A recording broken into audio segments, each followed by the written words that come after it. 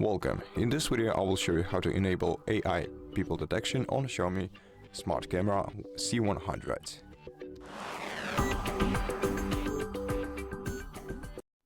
In order to do this, you have to open your Xiaomi Home application on your smartphone. If you haven't downloaded and installed it yet, and if you haven't set up your camera yet, then check the video on our channel on how to do that, and then you can return back here to get to know what to do next.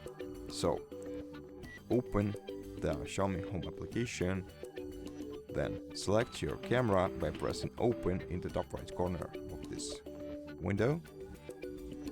Now in the bottom part of the screen you'll see different features, and we're interested in the last AI features.